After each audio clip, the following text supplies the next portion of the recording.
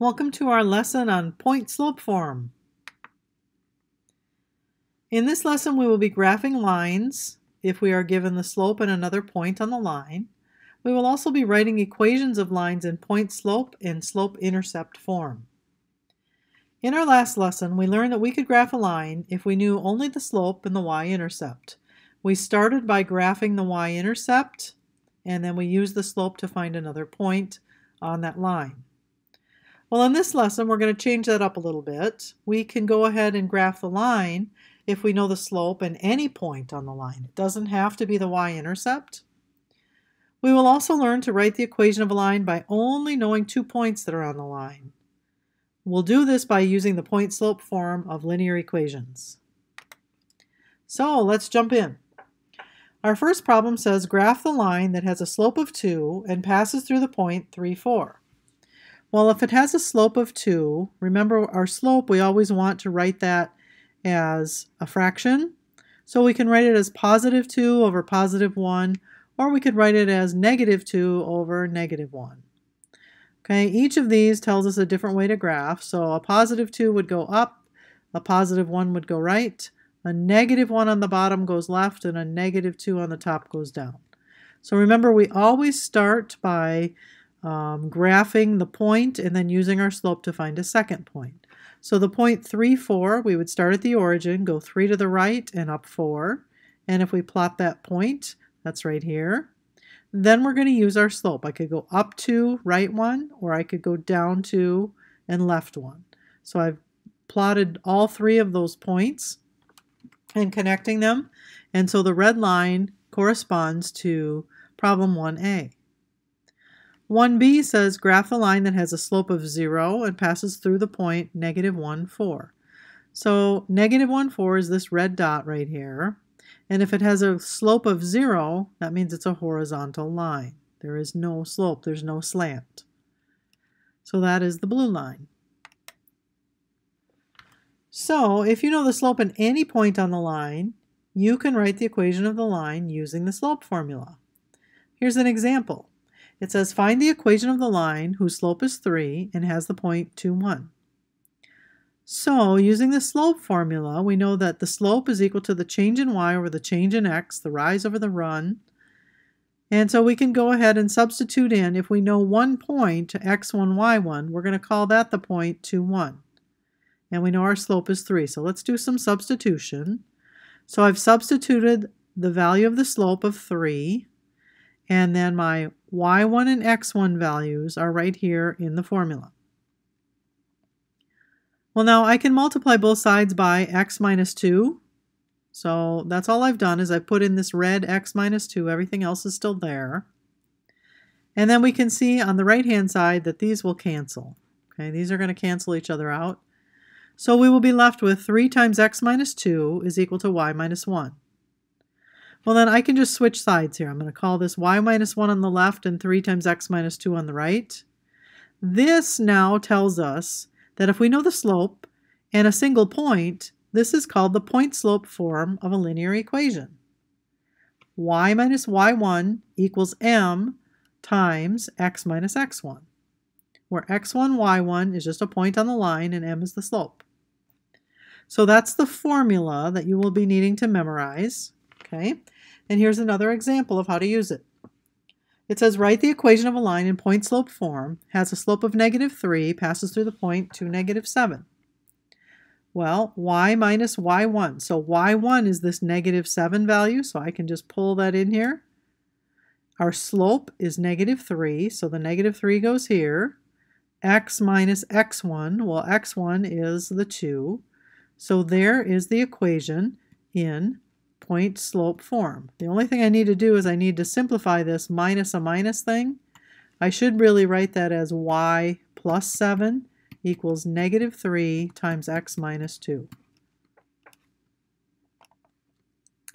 Here's some more practice. So it says write an equation in point-slope form for the line with the given slope that contains the given point. So we have the slope and we have a point that's on the line.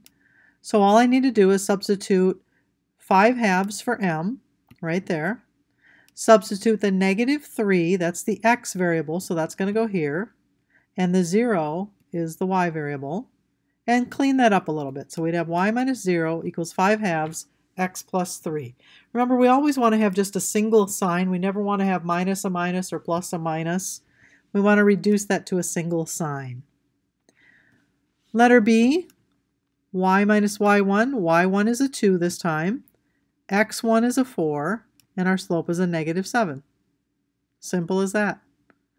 And our last example, C, y1 is negative 3. Our slope is 0. Our x variable is negative 2. And then cleaning that up a little bit, we get y plus 3 equals 0 times x plus 2. So sometimes we want to write, or our directions will say, to write the problem in slope-intercept form. So our first step is going to be to write the equation in point-slope form, and then we'll write it in slope-intercept form. We'll change forms by solving the equation for y. Here's an example of what I mean. So our directions say write the equation of a line, passes through this point, and has a slope of 3 in slope-intercept form. That means we have to solve for y. So our first step is to write the equation in point-slope form. Okay, that's what it says. Write it in point-slope form, so that's this one. So I'm going to use negative 2 for y1, 15 for x1, and 3 for m. And there you have that. I'll clean it up a little bit by changing the sign right here on the left-hand side. So this is now in point-slope form. But we want to have it in slope-intercept form. So that means I have to solve this for y. So our second step is to solve for y. Well, in order to solve this for y, I need to subtract 2, and I need to distribute my 3.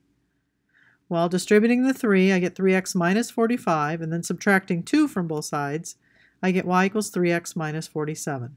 This is now in slope-intercept form.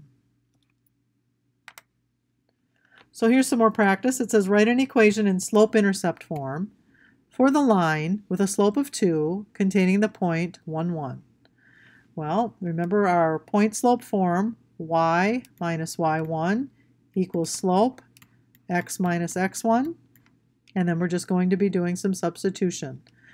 Now, some students get confused where the y variable goes. So the first y variable stays there. The second y variable with the subscript is the coordinate of the point. That's this 1 is equal to, our slope is 2.